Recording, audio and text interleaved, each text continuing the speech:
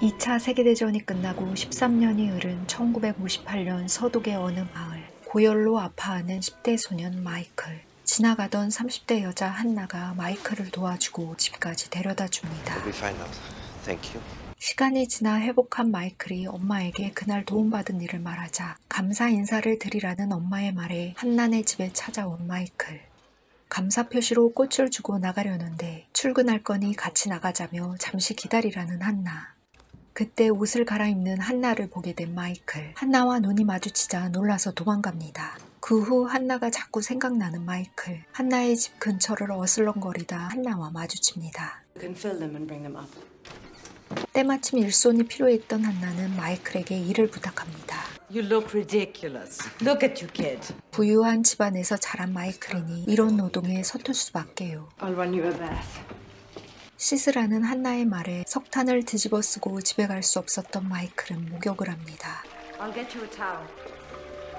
So that's why you came back. 그런데 그에게 다가와 피 끓는 10대의 욕망을 채워주는 한나. 대신 책을 읽어달라는 그녀. Read to me first, kid. Then we make love. 시작은 욕망일 수 있으나 책을 읽어주며 감정을 나누고 누군가에게 의미 있는 사람이 되는 것, 이것은 마이클에게 분명 사랑이었습니다. 여느 연인들처럼 다투기도 하고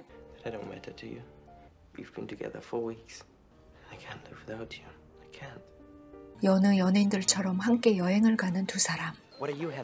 You order.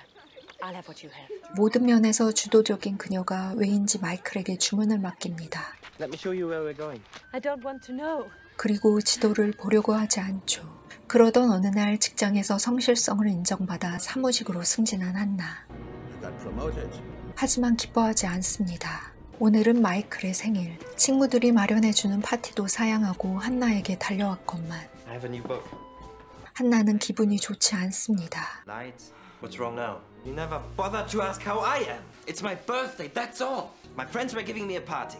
Go back to your party. Is that what you want? 한바탕 싸우고 결심을 한 듯 마이클의 몸을 닦아주는 한나. 마치 그의 몸과 마음에서 그녀를 지워버리려는 것처럼. Now you must go back to your friends. 그녀는 직장을 떠나기로 결정하고 마이클과의 관계도 정리한 것입니다. 사실 그녀는 2차 세계대전을 겪고 고아로 자라서 글을 배우지 못한 문맹이었습니다. 그런데 사무직으로 승진을 하자 문맹인 것이 탄로날까 두려워 도망간 것이었죠. 아무런 말도 없이 떠난 한나 때문에 허망해진 마이클. 그렇게 열병 같은 첫사랑의 상흔을 간직한 채 어느덧 8년이 지나 법대생이 된 마이클. 수업의 일환으로 나치 전범 재판 참관을 합니다. My name is Hannah Schmitz. 그런데 한나가 피고로 나와 있습니다. 한나는 과거 2차 대전이 끝날 때까지 아우슈비츠에서 유대인을 감시하는 교도관 일을 했던 죄로 재판에 불려 나온 것입니다.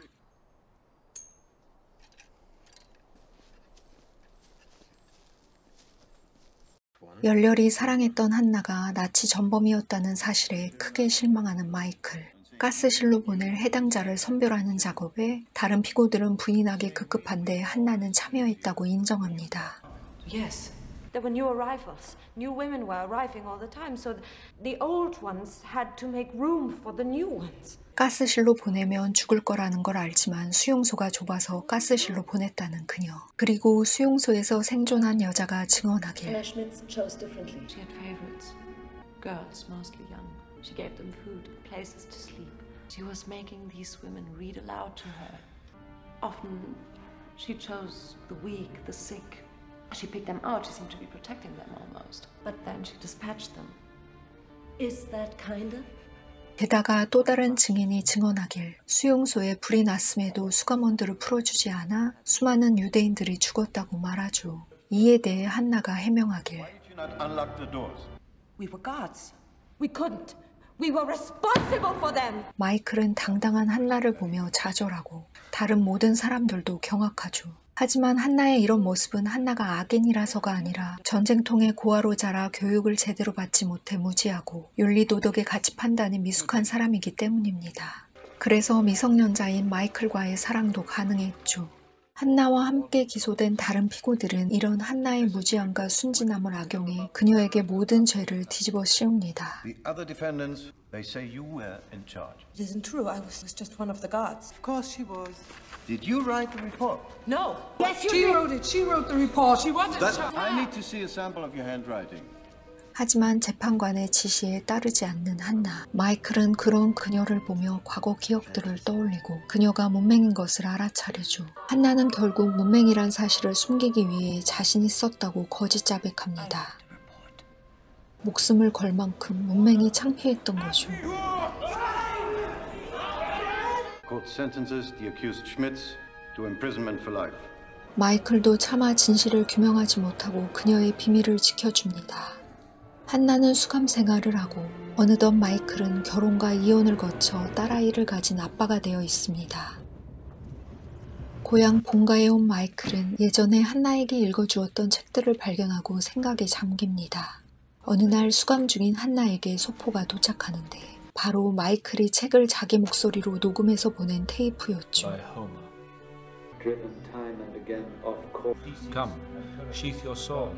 Consent to swear, goddess, a blinding oath. 어느 날 한나는 글을 배우기로 결심합니다. 마이클이 녹음해준 책을 대여해 글자를 맞춰가며 독학하는 한나. 그리고 마이클에게 편지를 보내죠.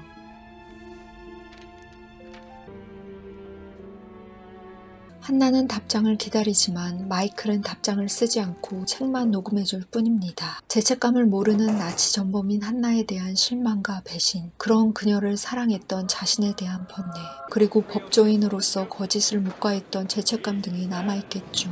그렇게 10여 년이 흐르고 어느 날 교도소 측에서 연락이 옵니다. 한나가 모범수로 조기 출소하게 되었는데 유일하게 연락하고 지낸 마이클에게 그녀의 사회 적응을 도와달라는 내용이었습니다. 밤새 고민한 끝에 한나에게 면회가는 마이클. 설레고 반가운 한나에 비해 마이클은 침착합니다.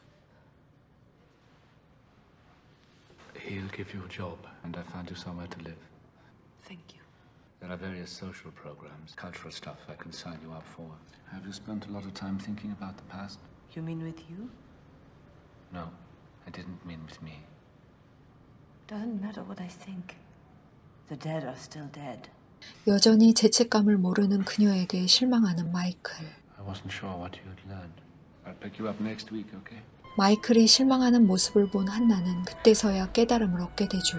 성실하게 맡은 바 책임을 다했을 뿐이지만 비인륜적인 행위였음을. 무지함은 면죄부가 되지 못합니다. 그녀를 통해 영화는 사유하지 않는 자의 악의 평범성을 보여줍니다.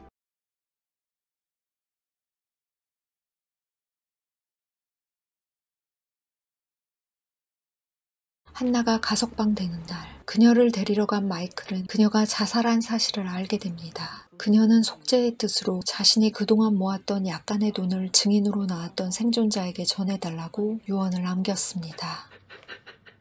돈이 담긴 깡통을 건네받은 마이클은 생존자를 찾아갑니다. Hannah Schmitz recently died. Hannah was illiterate for the greater part of her life. What was the nature of your friendship? When I was young, I had an affair with Hannah. And did Hannah Schmitz acknowledge the effect she had had on your life? What are you asking for? Forgiveness for her? My advice, go to the theater if you want catharsis. Please, go! 생존자는 한나가 문맹이었던들 달라지는 것은 없다며 일갈하죠. 마이클이 이내 유품을 전달하자 돈은 거부하고 깡통만 받겠다고 합니다. 한나의 깡통만 받는다는 의미는 여전히 그녀를 용서하지 못하지만 이해해보겠다는 것으로 해석됩니다. 돈은 합의하에 유대인 문맹퇴치기관에 기부하기로 합니다. 한나는 국가의 전쟁이나 악행을 따를 수밖에 없었던 평범한 시민들을 대변하는 전쟁 세대입니다. 전후 세대인 마이클의 부모 세대이기도 하죠. 그들은 전쟁의 피해자이자 가해자입니다. 마이클과 같은 전후 세대들도 그런 악행과 직접적인 관련이 없지만 부모 세대가 가해자라는 이유로 죄책감을 안고 평생을 사죄해야 합니다. 마치 한나와 연인이었던 마이클이 죄책감을 가져야 하듯이. 전후 세대인 마이클은 전쟁 세대인 한나를 줄곧 이해하기 어려웠습니다. 하지만 시간이 흘러 영화의 마지막 마이클이 딸과 함께 한나의 무덤에 찾아가 딸에게 한나의 얘기를 해주는 장면을 통해 결국 한나를 이해하게 되며 그동안 한나의 영향으로 사람에게 심지어 가족에게도 마음을 열지 못했던 그가 가족과의 관계를 회복하는 것으로 해석됩니다. 영화는 동명의 소설을 원작으로 하며 독일어권 소설 최초로 뉴욕타임스 베스트셀러 1위를 기록하고 오프라 윈프리 쇼에서 소개되면서 미국에서만 100만 부 넘게 팔렸다고 합니다.